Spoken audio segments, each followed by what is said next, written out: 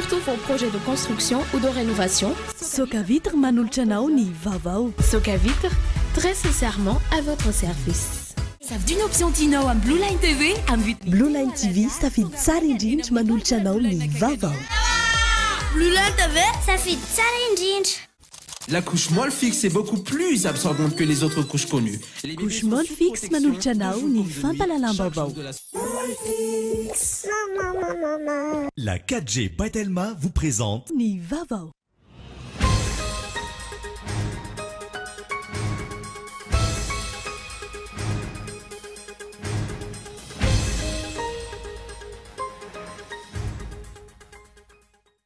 Tompona ndraikitra tamin'ny famarotana ny tantom-panjakana misy ny villa Elisabeth ny fitondrana tetezamita ho ny fianakavian'ny filoha teo aloha profesora Zavy Albert. Tsy afa-miala amin'ny ora raha io ihany koa ny ministeran'ny vola sy ministeran'ny fanajariana an-tany.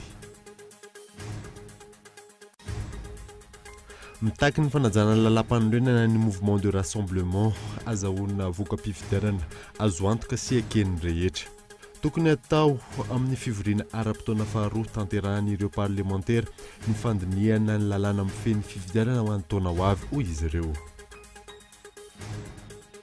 Manodidina ny 4 miliara ariary ny fatiantoka vokatry ny osika eny amin'ny faditseranana ho an'ny taona 2024. Ny fahasarotan'ny fikarakarana taratasy ny fototry ny fanaovana kolikoly amin'ny sampandraraha io raha ny fanazavan'ny tompona raikitra. Miteraka korotana teny anivon'ny sekoly ny tsamandeha momba ny fanerenany ankizy hanao vaksiny miaro amin'ny peste tamin'ny fiandohan'ny herinandro. Miisa 30 ireo distrikta voakasiky ny peste ankehitriny raha nitatitry ny ministeran'ny fahasalamam-bahoaka androany. Maresaka iraisam-pirenena solombavamboaka maro no voatazona nandritry ny andro vitsy izay no ho alaina ambavany androany. Omaly nisy ny grevy sy ny fihetsiketsehana nataon'ireo mpandala ny fahaleovantenan'ny Catalogne. Nadidinireo arahanao afaka fotoana fohy.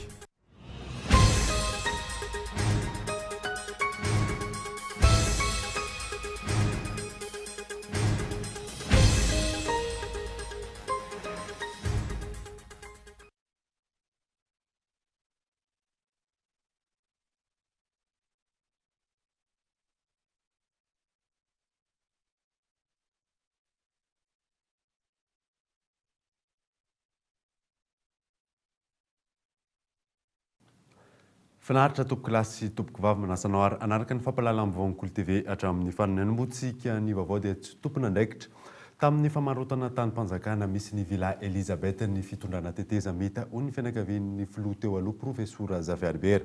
Tsy afa-miala amin'ny ora raha io ihany koa ny ministeran'ny vola sy ministeran'ny fanajariana an-tany. Lilira Beata. Nivoaka tamin'ny fahangina ny fianakavian'ny filoha teo aloha profesora Zavy Albert mikasika ny raharaha famarotana ny tany misy ny villa Elisabeth. Tsy marina ny filazana fa ny fitondrana tetezamita no nivarotra io tanimpanjakana io araka izay naparitaky ny hainao manjery sasany teo aloha teo. Ny 14 janoary 2024 no nanaovana soni ny famarotana. Tsy nivoaka io raharaha io raha tsy ny 15 novambra 2024 no ny fanovana ny titra n'ilay tany. Ny tale general ny sampandrarah ny fananantany no nikarakara io taratasy io raha ny fanazavana. Le izy angamba tsotriny. Sazy hoe le miaro na tsy miaro fa izy fotsiny zavatra mivakiko. Hoe mahatonga polémique be dia be. Voalohany aloha filoham-pirenena démissionnaire. Filoham-pirenena ankehitriny démissionnaire 25 janvier izy no manao prestation de serment. Dia anao hoe mieritreritra fa sinoena ministre anankiray ary no tamin'izay fotoan'izay to anatin'ny préoccupation kasika na terrain anankiray amin'ny fanjakana. So io objectif.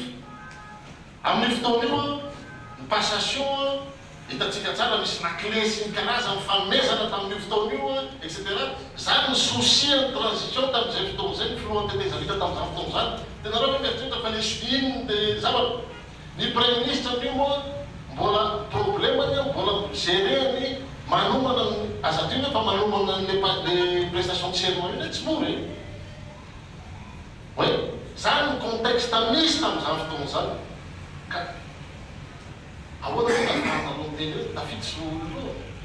Andriamato ajo Andrena Velo amin'ny fotoana io efa démissionnaire koa efa tsinitsinina izy satria resy izy tamin'ny fifidianana efa ny ministre Reboza Julien no teo mazava be zay. Maintenant ny acte samihafa efa ny 15 novembre 2016 mazava tsara ny chiffre date avec et noté tsara les dates des bainao am'jery hoe izy moa ministre tamin'izay conseil io ranga ministre io zany responsable.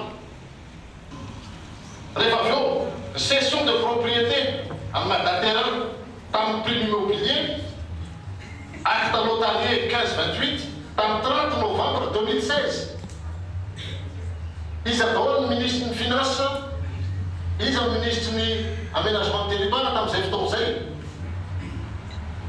ka le izy tsy misy hoe fiarovana na tsy fiarovana ny aniny fa ny zava-misy fotsiny napetrako satria misy tadinao manipulation à travers un média c'est tout. Ny daty ny nomeko dia vérifié izy amin'ny ministre tamin'ny fotoana io. Tsy marina ihany koa ny filazana fa efa nahafantatra ity famarotana ny tany misy ny tranony ity ny filoha teo aloha raha ny fanazavana trany. Ny volana septambra teo vao nahafantatra izany izy hoy ny fianakaviany. Zao tsara fantatrareo 21 septembre tamin'ny raika amby folo no tonga tao président Jacques Albert solotenany prix immobilier laza fa anysokony zareo io tany io ary efa naveriny fanjakana satria sous-entendre zareo hoe bail amphidéotique hoe bail amphidéotique natao tamin'ny anglisy tamin'ny fotoanandro ka efa miverina amin'ny zareo le izy valiteny président Zafy misy témoin io hoe io tany io dia tsy anahy fa mifanjakana fa ny mifanjakana nareo miresaka rehefa manaiky mifanjakana akory ataoko fa ny amin'ny fantatry fotsiny mifanjakana tsy maintsy manome trano amin'ny mafiloam-pirenena teo aloha zavatra misoratra tsara ao anatin'le certificat d'immatriculation et de situation juridique tamin'ny 23 septembre 2016 le mivakiko tany aloha zany fa vakiko en vertu d'un acte administratif approuvé le 21 février 1976 visé pour étimbrer gratis le 23 février 1976 sur le numéro 79 numéro 1114 vol 49 inscrit le 11 mars 1976 ny prix an'io 48 millions tamin'ny namerenany anglisy an'io tateny l'État malagasy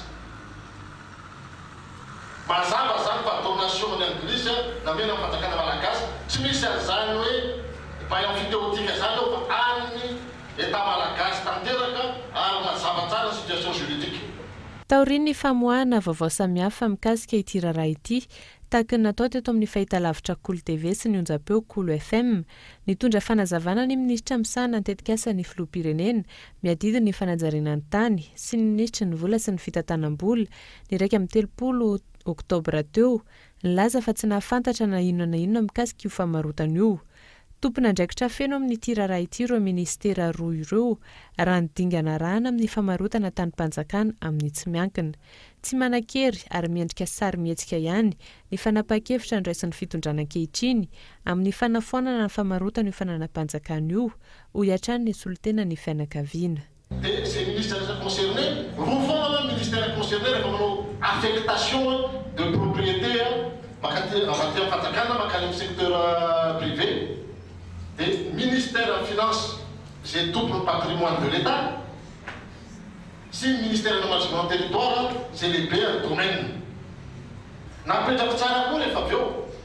N'appelez-vous ça à ça, une procédure tout qu'on attend. Mais ça va être une procédure tout qu'on attend. Vous avez mis la loi 2008-014 l'article regardez le poule de l'article mais ça va faire tout quoi. Quand le tribunal civil là est compétent ni corruption potentielle en plein de bien quoi. Enfin il y a une chaîne pénale fa iny tsy mandrava ny titre de propriété efa namena an'le olona. Raha andrava titre de propriété tsy maintsy tribunal civil ary ny olona afaka mitory amin'ny anaran'ny fanjakana malagasy de direction législation et contentieux. Adiny amin'ny fitsarana no ahafahana manafoana io famarotana io ankehitriny. Andrasana izay ho fahavonona ny fanjakana amahy io olana io amin'ny alalan'ny fitsarana raha isy ny fandraisana andraikitra marina. Andrasana ihany koa ny fepetra ho raisina amin'ireo tompona andraikitra nanosony io taratasy io. Nitondra fanazavana mikasika ny fampihavana-pirenena ihany koa ny fianakaviany Profesora Zafy Albert nandritra ny fiaonany tamin'ny mpanao gazety. Mitaky ny fanajana lalam-panorenana ny mouvement de rassemblement azahoana vokoka mpifidianana azo antoka sy ekeny rehetra tokony atao amin'ny fivoriana ara-potoana faharoa izay tanterahan'ireo parlementaire ny fanadinina ny lanina amin'ny feny fifidianana amin'ny taona ho avy hoy izy ireo. Fanadiny Fezora Faly. Fifidianana madio mangarahara reken'ny rehetra io no tanjona amin'ny fifidianana manaraka atao eto amin'ny firenena raha ny fanazavan'ny mpitarika ny mouvement de rassemblement na ny hetsika hivondronan'ireo fiarahamonim-pirenena sy mpanao politika. Volana vitsy mialoha ny fifidianana nefa tsy mbola misy ninninina mazavatra eto mikasika ny lalàna hifehy fifidianana io sy ny fandaniana azy. Mitaky ny fanajana ny lalam-panorenana izy ireo ary tanterahany fifidianana amin'ny atsakany sy andavany. Azahoanan'izay zany dia voalohany indrindra aloha dia tsy maintsy ny fanajana ny lalàna fototra dia ilay lalam-panorenana. Fantatritsika rehetra ny voalaza ao anatin'izay ny mandat dia 5 taona ihany. Ny fifidianana izany dia tsy maintsy voafidy ny filoham-pirenena vaovao alohan'ny 2020 ny volana Desambra araka ny article 47 ny lalam-panorenana io. Tsy tokony ho dilana ity fivoriana ara-potoana faharoa ity ihany koa ny fandiniana sy ny fandaniana io lalàna mifehy ny fifidianana io eny anivon'ny antenimera rotonta. Sehatra anankiefatra lehibe no miandraikitra azy. Anatin'izany ny gouvernement sy ny parlement anankiroa CNI izay mpanomana sy mpikarakarana fifidianana izany. Ny fahatelo ny organisation société civile ilay fiarahamonim-pirenena ozy izy tsika ary ny fahaefatra dia ny antoko politika sy ny personnalité politika ka ny telo efa hitatsika efa mitovy daholo ny resaka dia ny hoe tsy maintsy lanina amin'ity session ity io mba ahafahana manana an'ilay fotoana ikarakarana ozy izy ny CNI ahafahana manao ny paikady rehetra hiatrehana amin'ny fifidianana satria io code électoral io any no atao hoe lalàna zany hifehezana an'ilay lalao izay ho atao.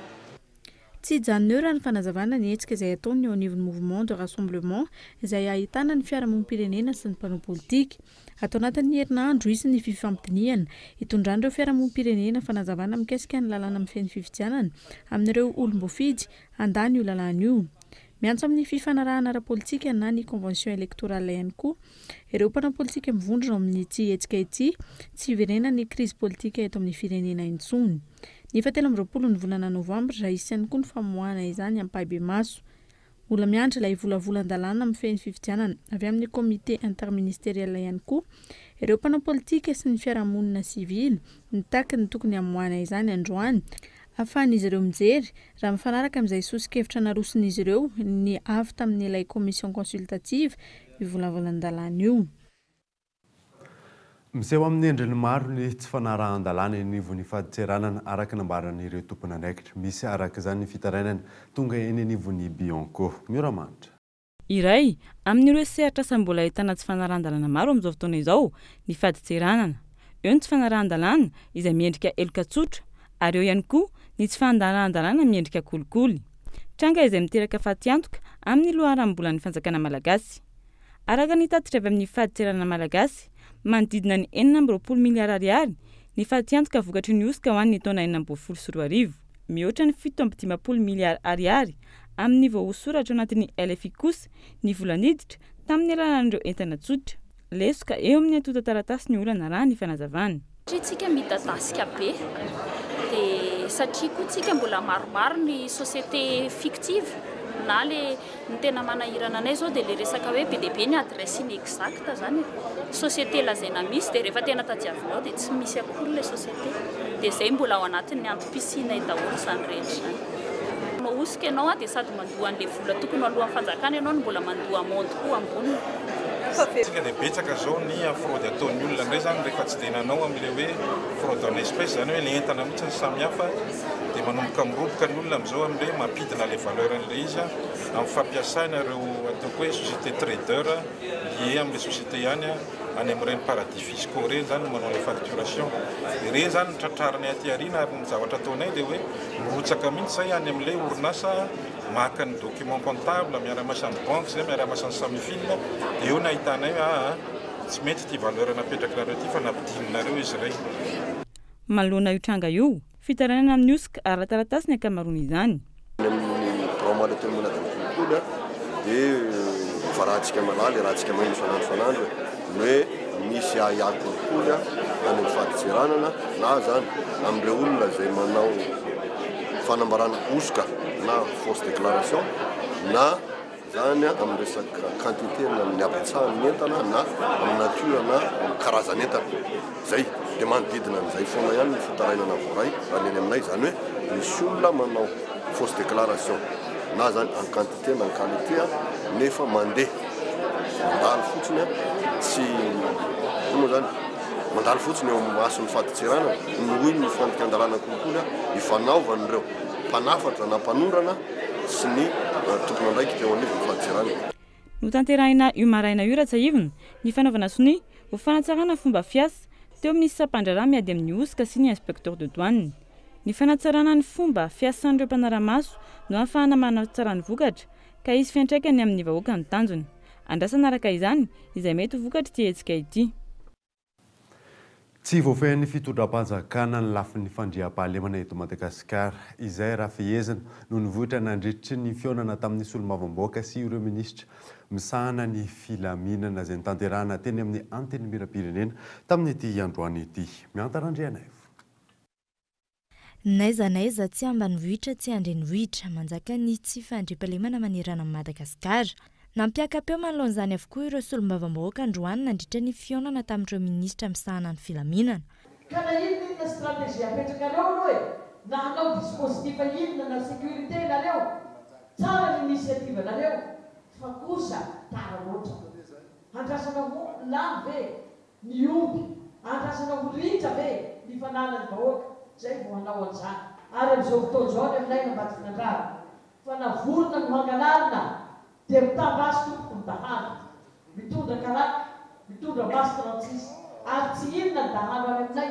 fa ankizy 4 taona 5 taona 6 taona mpanenaka mpamaky fitaratra tomobile eo amin'ny senam para-patongaria pasika ka dia miangavy zany zay mba hisy fijerena manokana mihitsy fa raha ao anaty tomobile ianao tsy afaka mandrairay telefony izany na mihidy ary ny tomobile fa dia efa misy pitsikiny hoe kolikoly ny tsy fisiany politika mazava edina amin'izany ny tsy fampiny fitaovana ny fiparihan'ny fitaovam-piadina nisy ampitandro ny filaminana ny fototry ny olana mampirongatra ny asan-dalo sy ny asan-jolahy isan-karazany zaho moa zany somarina ny meditsiny any aho tamin'le LFR zay natotsika tamin'ny faraparana teo zany satria nisy le 202 milliards d'ariary raflouena ny trosany rahamaty tamin'izay fotoana zay na raifitenena tamin'nisy raha finance teo hoe manino eo 202 milliards eo monsieur le ministre de finance na vide hélicoptère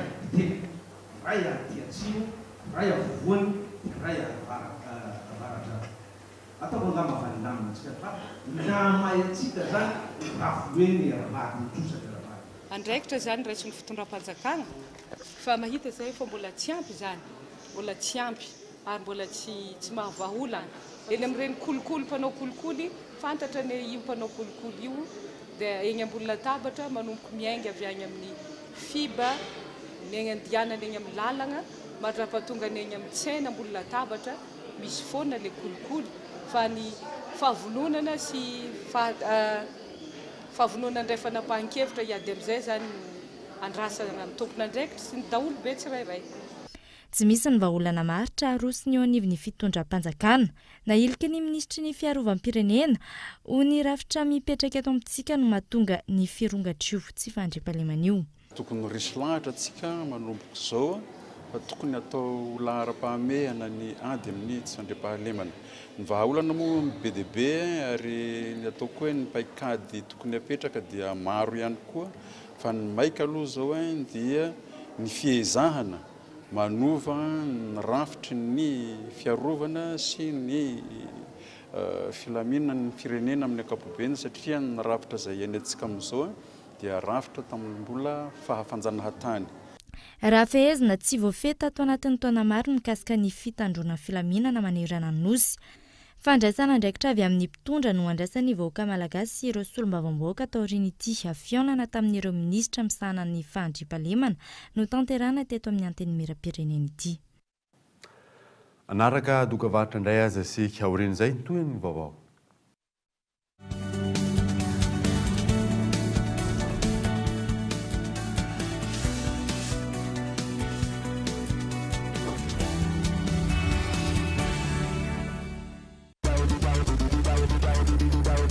Le 4Gen, c'est le premier smartphone 4G by Telma, l'unique réseau 4G de Madagascar. Avec son écran 5 pouces, capture tes moments forts en photo 8 mégapixels et en vidéo HD. Tes selfies seront sublimés avec ses 2 mégapixels et encore plus fun avec la reconnaissance faciale.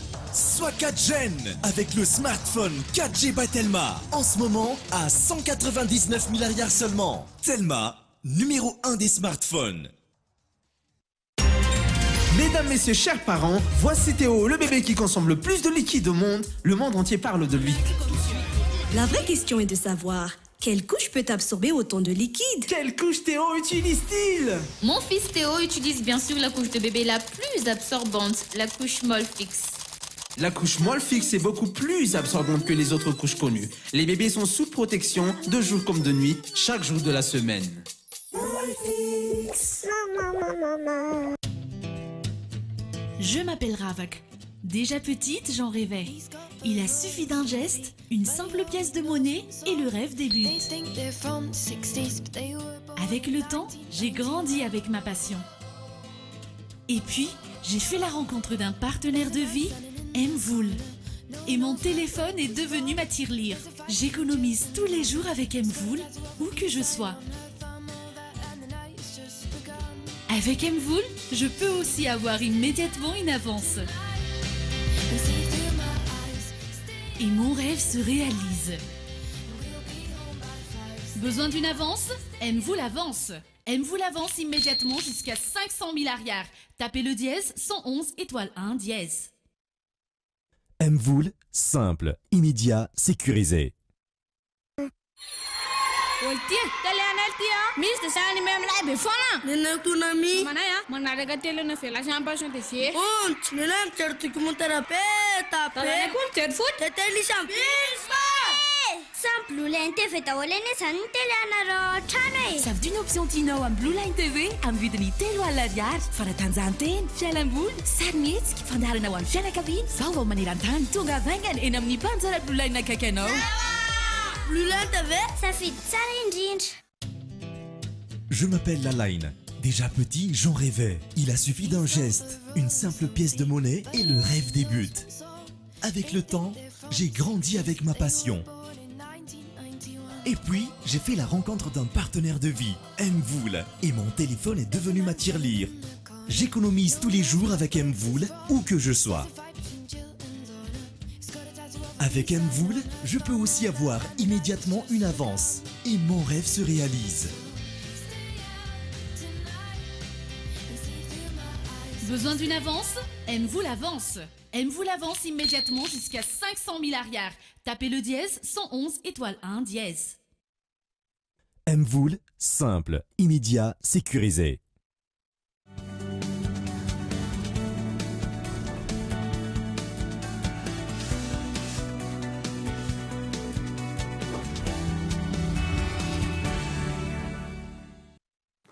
Verina eto amin'ny fampalalam-baovao isika niteraka korotana teny anivon'ny sekoly ny Tsoamande momba ny fanerenany ankizy hanao vaksiny miaro amin'ny pesta tamin'ny fiandohan'ny herinandro miisa 13 ireo distrika voakasiky ny pesta ankehitriny raha nitatitra ministeran'ny fahasalamam-bahoaka tamin'ny ity androany ity narindra Randriamanana.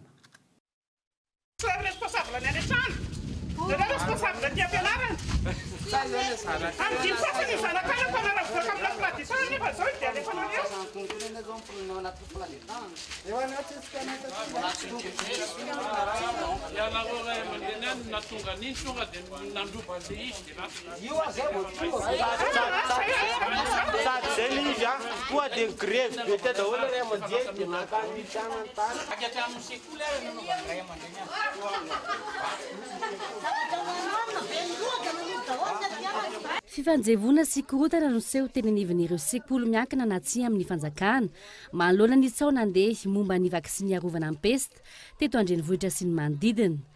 Tao anatin'ny herinandro niverenan'ireo mpianatra an-tsekoly, ny tebiteby ireo mpianatra, ray aman-dreny sy tompon'andraikitra anivon'ny sekoly noho ny valanaretina pesta.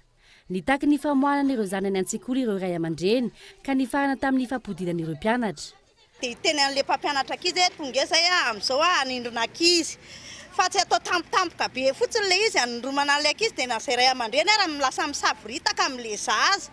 Tsy fantatra any zao misy mieliely any hoe misy voatsindrona dia maty any Andavamamba any any Anosizato any any anana rehetrarehetra any tsy fantatray dia zay no nakanay an'le zaza. Dia eo zao le mpampianatra tenen'le polisy hoe tsy lazainy faniforsenay le zaza, lazainy fanodakana hoe varavarana, lazainy fanisotsotomina nalainay akeriny le zaza. Nefa mifatahoranay dia nalainay le zanakay aloha e. Mety zany fa tokony hoe efa tsy nisy teo le pesta, efa tsy nandeha teto antsika Madagasikara le pesta dia tokony tsy andrendrendrona olona fahatany fa sady tokony mba asiana ferana voaka ray manontolo zany hanao ohatr'izao na hanao ohatr'izao. Surtout le izy tsy vita an'izany fa fanafody zakan'ny ankizy ny andromana an'le ankizy dia lasa mahafatifaty olona. Hoe misy an'izany nisy tsao zany avy any Nosy be tany hono any faritry Nosy be iny hoe misy dokotera mpiasan'ny fahasalamana mandeha 4 maintimainty zany miaraka amin'ny Moregy dia manindrona vaksiny na pesta dia efa nisy 4 roa no maty zany.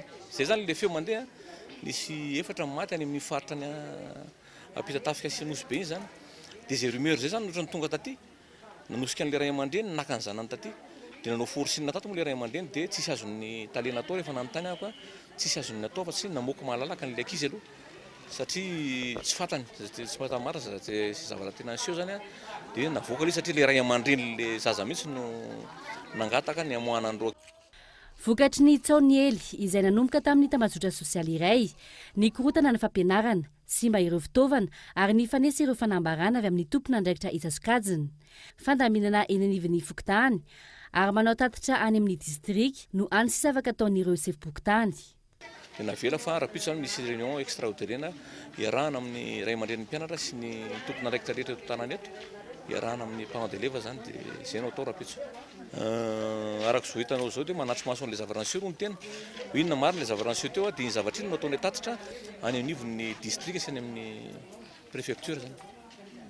Ny fanesy teny anivon'ny tambazotra Tserasera ny efitra ireo ray aman-dreny izay ny tebiteby mahalohana ny fahasalamam-bahoaka saripady ary mila fitandremana ny fahasalamana indrindra raha ireo mpianatra no resaina. Tsy fahampiany vaovao eny anivon'ny ministera ny fahasalamam-bahoaka sy tsy fisian'ny fiofanana manoloana ny valanaretina pesta ho an'ireo tompon'andraikitra eny anivon'ny sekoly no mitoetra hosakana.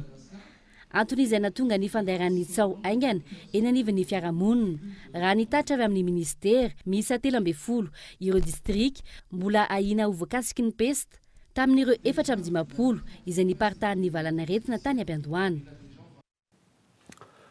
Manoloana ny tsao mandeha mahakasika ny vaksinin'ny pesta eny anivon'ny sekoly naneho ny hevin'ny ministra ny fahasalamam-bahoaka.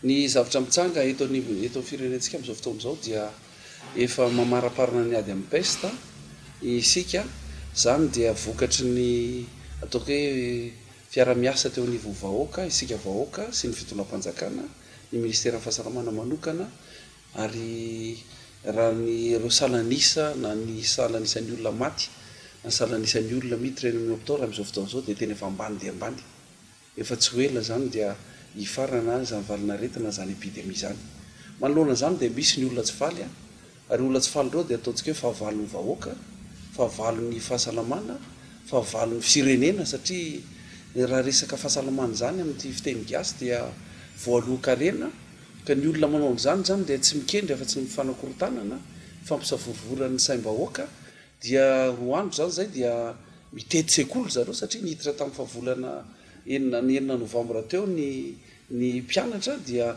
mampisavorivory nety vahoaka milaza fa misy miaramila misy mpiasa amin'ny fahasalamana miaraka amin'ny miaramila ny hémorragique zay miforceny olona atao vaksiny ary dia mety misy manao blouse mihitsy ara dia mitety fiasana dia manakorotana nyreny mitety fianarana zafady manakorotana reny toeram-pianarana reny eto zany dia tena miteny zay manao hoe tena tsao ary tsy mariny zany vaovao zany nampiasainy zareo izy io tany Tamatavy rehefa akaiky ho vita koa ny ady tany Tamatavy efa tsisy tsony ny ataontsika hoe maty sy ny ena be nisan'ny olona efa akaiky farana le epidemie dia natao koa zany tany Tamatavy ary rehefa nataony zareo reo tany Tamatavy dia nijanona 2 andro mihitsy le ataonay le riposte le fitsabonan'le olona le ataontsika hoe nifandray tamin'ny olona marary voan'ny peste nijanona 2 andro mihitsy satria ahoana ohatrany hoe tezitra amin'le mpiasa amin'ny fahasalamana le vahoaka dia zay nitanjon'le olon'ireo ny anakorotana ny sainy vahoaka iteny manao hoe tsy isy dika nireo dokotera mikarakary reo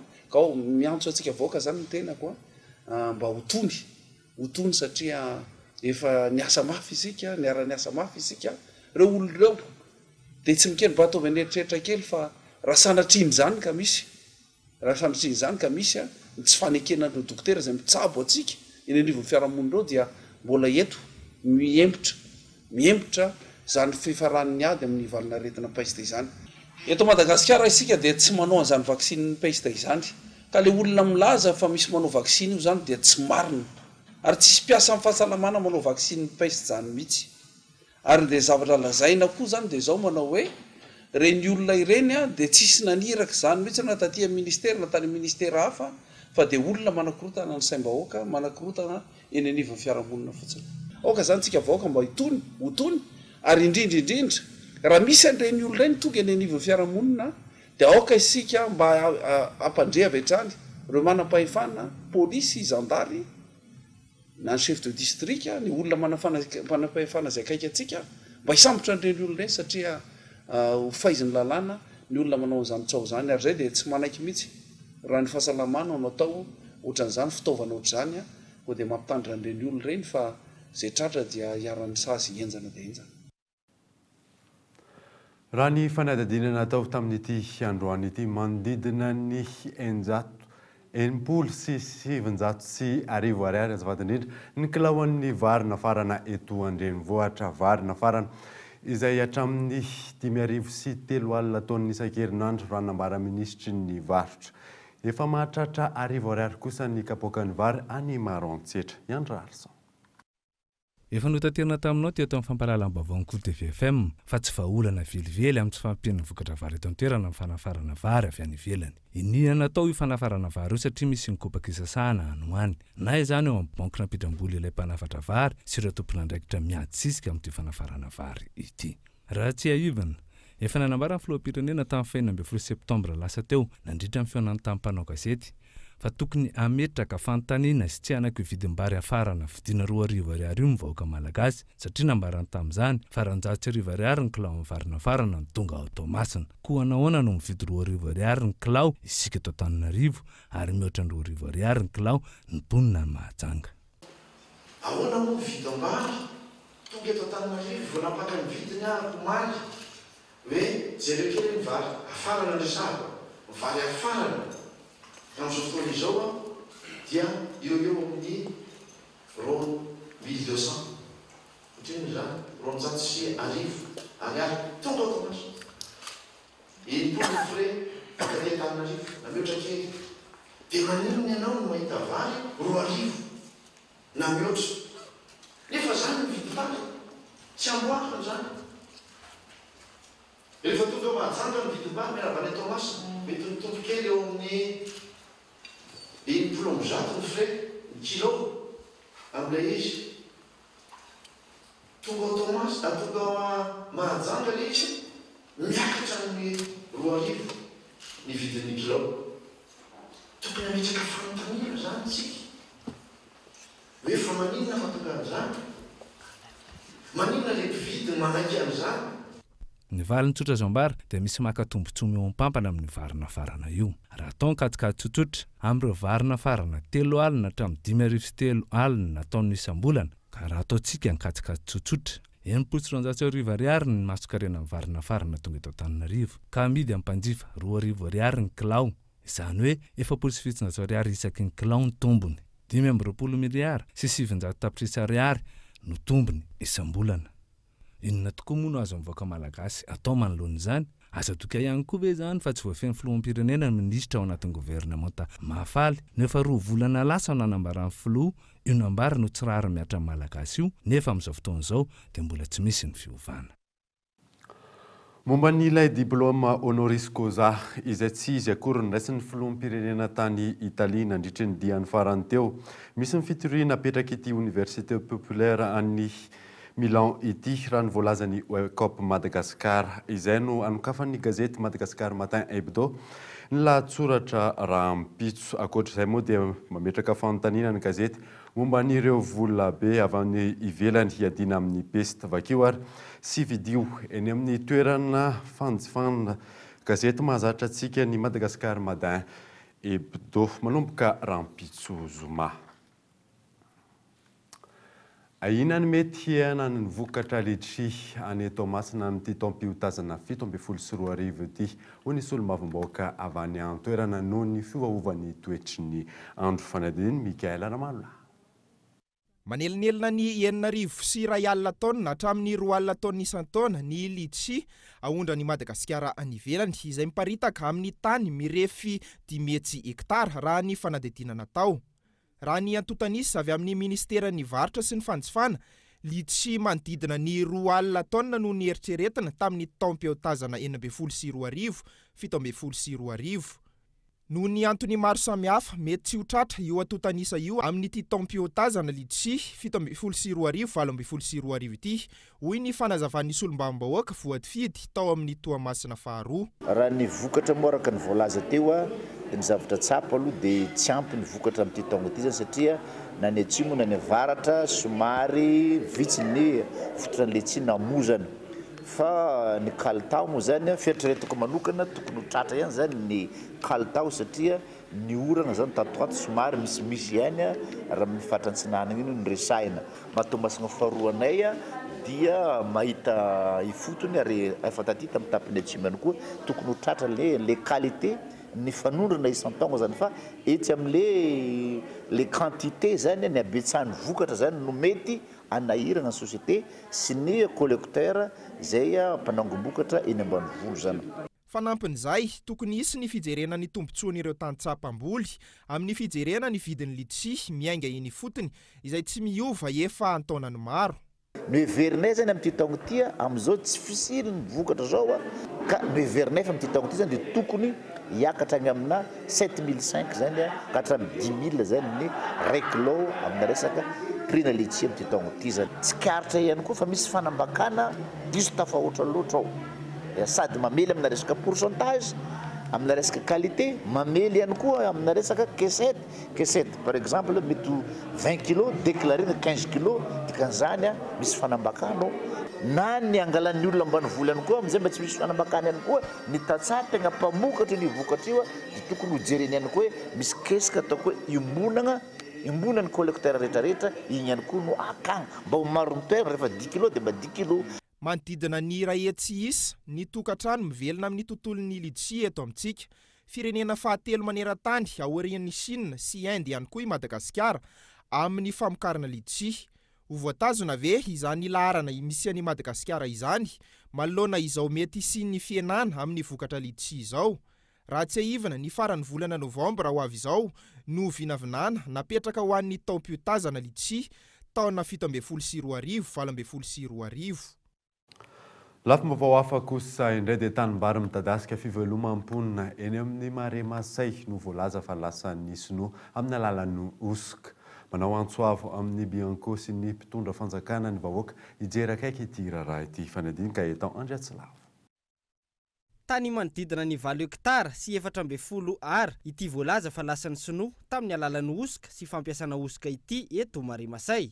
Tany fiveloman'ny mponina ary fianakaviana misy 400 no mivelona aminy. Taratasy fifampivarotana osika no nisy kanefa nahafahan'ilay sinoa nahazo titra. Hatramin'ny ambolena teto tsy mbola nisy zany hoe vazaha na karana na vahiny zany teto. Fa dia izay nambolona fokon'olona ary ny vary azonay eto atao hoe eo amin'ny 5-20 taona isa-taona zany miakatra amin'ny fary io ivelomanay eto zany io. Gaga nefa izay ankehitriny fa misy zany hoe somako 10 zany nga tsy fantatra zany. Somako 10, somadisy hoe maka ny tany satria nisy nivarotra taolo taona zany tsy fantatra tamindreo reny nefa nataony zany ny fanadihadiana osika le zavatra satria tsy avy amin'ny mpamboly na avy amin'ny ray aman-dreny.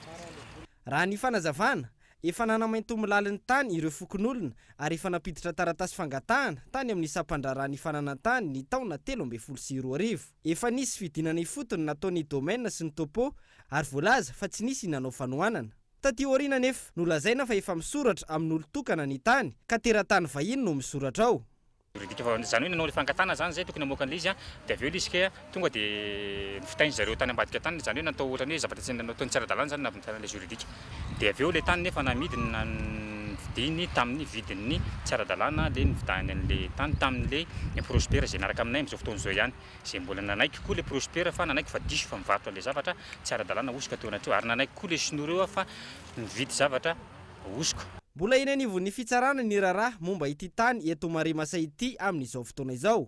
Andrasana araka izany izay mety ho fivoaran'ny toetra raha. Hatreto aloha mitombo isan'andro ny fitarainana voaray momba ny olana ny fananantany eto amintsika. Tsy ny eto an-drenivohitra ihany, ahitana izany avokoa manerana ny nosy. Ankasina tsy nanana kosa indray dia omeny tompona ndraikitra eo anivon'ny fanajariana ny tany 820 ora ahafahana mamerina amin'ny laoniny ireo tanimbary no totofany. Ireo izay nanao izany tsy maintsy handray fanapa-kevitra izy ireo raha dily izay fotoana izay. Mioramandra. Araka ny efa naraina teto amin'ny fampalalam-baovao Nicole TV FM, tsy manara-dalàna ny fanotovana tanimbary ataony teratany vahiny iray etsy Ankasina Atsinanana. Raha ny tokony izy efa mitsahatra ny asa fanotovana vokatry ny arrêt de travaux navoaka ny teo anivon'ny fanajariana ny tany ny herinandro lasa teo. Raha ny zava-misy anefa mbola hita teny amin'ny arabe ny dian'ireo fiarabe mitatitra tany amin'ny toerana io. Araka izany tsy mbola nahitany boka ny fepetra no resin'ireo tompona andraikitra.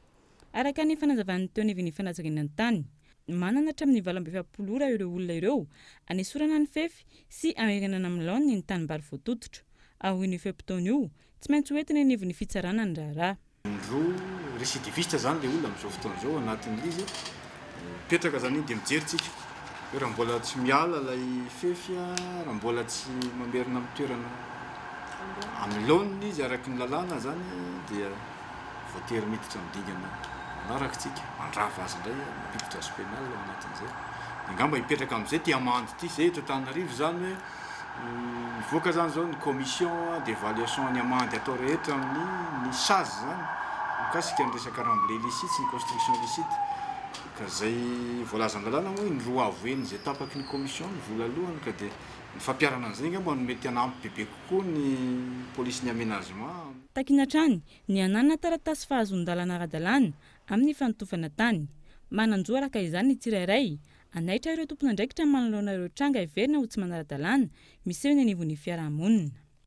Io koa na ny olona rehetra rehefa misy camion mitatitra tany tsy mipetraka mazava eo ny autorisation de remblai amin'ny toerana nitofany tsy mipetraka ao akaikin'iny autorisation de transport de terre ara-dalàna ary tsy mifanaraka ny zavatra ireo dia afaka mi-interpellé foana zany ny fanjakana zany zay olona mahita an'izay na dia tsy tompona ndraikitra mivantana ary mikasikan'izany. Misy ny tsapa zao anatin'izay hoe manao autorisation any anosy vavaka dia any amin'ny bypass manoditra tany dia efa nampidirina forera ao anatin'izay. Io koa na mitatitra tany amin'ny sarety nge tsy tokony ho atao daholo ao anatin'izay rehefa tsisy autorisation. Efa nisy note ny ministera milaza fa tokony handray fepetra ny polisy municipale raha vao mahita an'ireny dia manajanona zany anatin'ny commune Antananarivo renivohitra, commune Anosy sy ny manodidina. Na izany azy, mini manampitsofina trano ireo olona manao fanotovana tanimbary hatramin'izao. mbola tsy mazavatra amin'izao hoe iza marina no ambadika io raha io.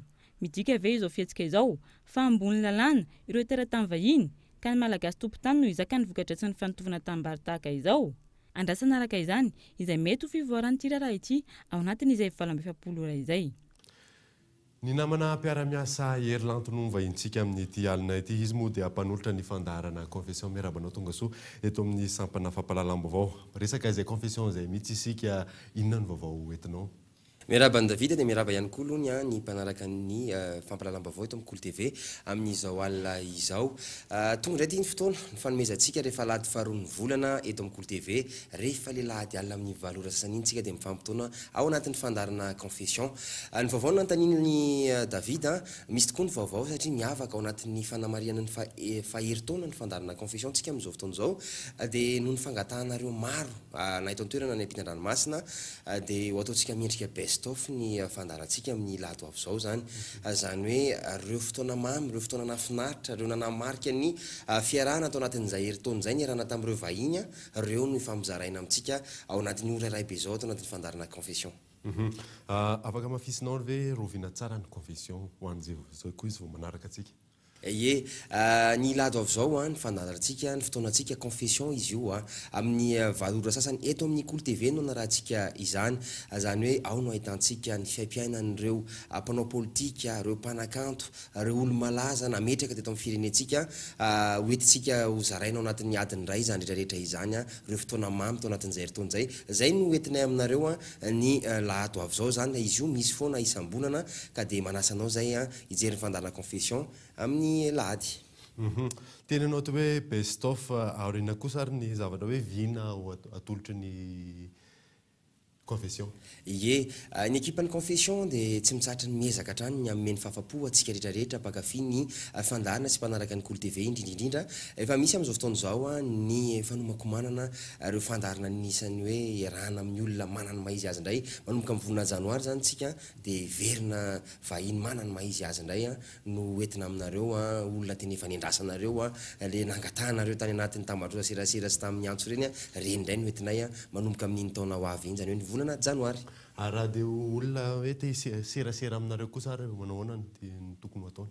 Efa manana ny page Facebook ny confession amin'izao fotoana izao dia tapenao fotsiny izy hoe confession Cool TV dia efa hitanao dia azonao atao no fampiresadresaka aminay mifanakalo hevitra manome sosokevitra ihany koa ao anatin'izay page izay zany tanjona dia ny fanakekezana hatrany ary indrindra ihany koa ny anomezana fahafapo ho antsika rehetra. Ny amarantsika anazy ary amafiso ary ny fotoana sy ny zavatra iseho ao anatin'izay best of izay. Eny ary.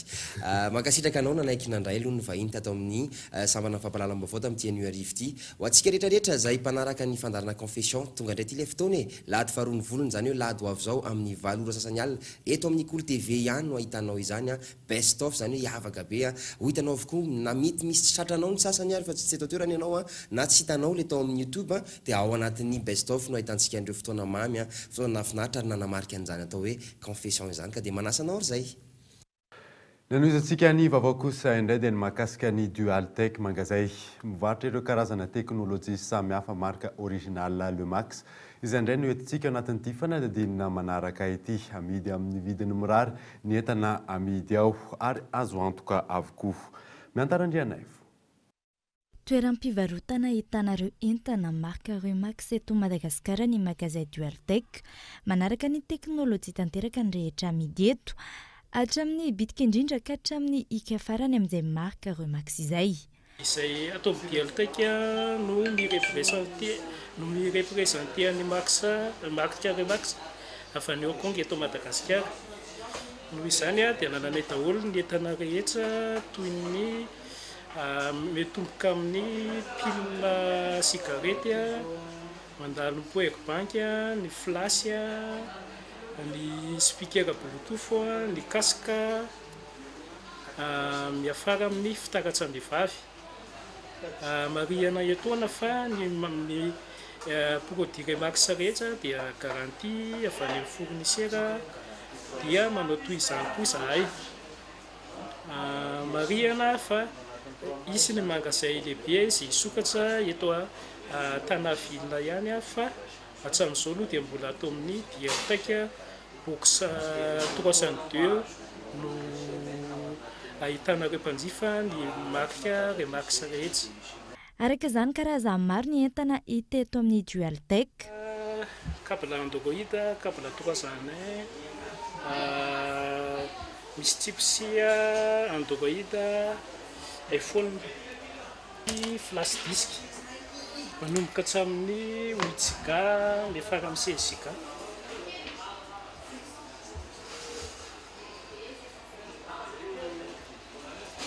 Ankoatr'izay tsy mifanalavitra amin'ny vidiny any Hong Kong, izay fehibeny marque Remax ny vidiny eto amin'ity magazay ity.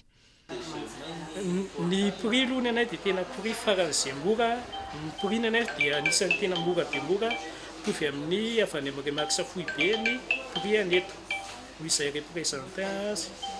Ny powerbank zao dia hatramin'ny 16 000 ariary ny farany ambany. Ny mora indrindra ny ohatr'izany koa ny écouteur Bluetooth. Tena mora nefa marque original. Ao amin'ny Supreme Center, box 302 no ahitana ny toeram-pivarotana Dualtech izay tsy mitsahatra manome fahafam-bidy ho an'ny mpanjifa. Izay ivona fa original avokoa ny rehetra amidy ato, misy ny garantie ary azo antoka tanteraka, misy ny tetikasa ampitomboana ny tranombarotra raha ny fanazavana entina hanomezana fahafam-pony rehetra. Maresaka iraisam-pirenena kosa indray dia solombava-moaka maro no voatazana nandritra ny andro vitsy izay no alainam-bavany amin'ity androany ity. Omaly nisy ny grève sy ny fihetsiketsehana nataon'ireo mpandala ny fahaleovantena ny Catalogne. Fanadino amin'ny sariny France 24. Niezaka nihiditra tao amin'ny gara ao Barcelone ireo mpanao fihetsiketsehana. Nikasa hitambatra amin'ireo namany ao anatiny izy ireo. Ny ao anatiny, teo amin'ny lalamby, nosakanan'izy ireo ny masinina nandritra ny ora maromaro, tao anatin'ny orakoraka sy tabataba. Vokatr'izay, dia mialina sirahetsy ireo mpandeha tojo fahatarana sy tsy afaka mandeha. Ce sont des gens qui n'ont rien. Olona tsy manan-katao ireo, satria manan-korotana ireo andeha hiasa. Les passagers bloqués. Nitakina mindrana toerana ireo mpanao fihetsiketsehana ireo mpandeha, tsy afaka nanao na inona nefa ireo polisy ao an-toerana. Teo anoloan'ny katedraly, amanarivon'ireo olona mivondrona mitaky ny famoahana ireo mpitarika sy mpioko independantista voatazona amponja. Tahaka izany ihany koa ny tao afovoan-tanàna sy ireo tanàna maro hafa ao Catalogne. Ny tao Gérone, tafidina tao anaty lalambe ihany koa ireo mpanao fihetsiketsehana. Nisy ihany koa fiaonana manoloana ireo toerana manan-danja, tahaka ny eto anoloan'ny anteny meraka Talon, noravain'ny gouvernemanta Espagnol. Natratra 9 kilometatra ny fitohanana ny amin'ny lalambe miazo an'i Frantsa, hetsika izay nanankorotana ny fitanterana. Saingy tsy voakasika izany ny varotra sy ny famokarana any amin'ny orinasa. Tranga izay mifanohitra tamin'ny fitokonana faobe, ny fahatelo ny volana Oktobra lasa teo. Alohan'ny sarana daverina aminao ireo vaovao nisongadina tamin'ity alina ity. Tsy tompona ndraikitra tamin'ny famarotana ny tany-panjakana misy ny Villa Elisabeth ny fitondrana teteza mita. Hoy ny fianakavian'ny filoha teo aloha profesora Zafy Albert. Tsy afa-miala amin'ny ora raha io ihany koa ny ministeran'ny vola sy ny ministeran'ny fanajariana ny tany. Mitaky ny fanajana ny lalam-panorenana ny mouvement de rassemblement azahoana voka-pifidianana azo antoka sy eken'ny rehetra. Niteraka korotana teny anivon'ny sekoly Tsaomandeha momba ny fanerenan'ny ankizy hanao vaksiny miaro amin'ny pesta tamin'ny fiandohan'ny herinandro. Miisa 13 ireo distrika voakasiky ny pesta ankehitriny raha nitatitra ministeran'ny fahasalamam-bahoaka tamin'ity androany ity. Izay mamarina vaovao tamin'ity alina ity, saorana ianao nanaraka izany. Saorana manokana ihany koa ireo any amin'ny faritra ireo manaraka ny vaovao Ankolo TV amin'ny alalan'ny FM Toamasina DSTV Antsiranana ary TN TV Fianaratsoa. Soava tsara daholo tompoko.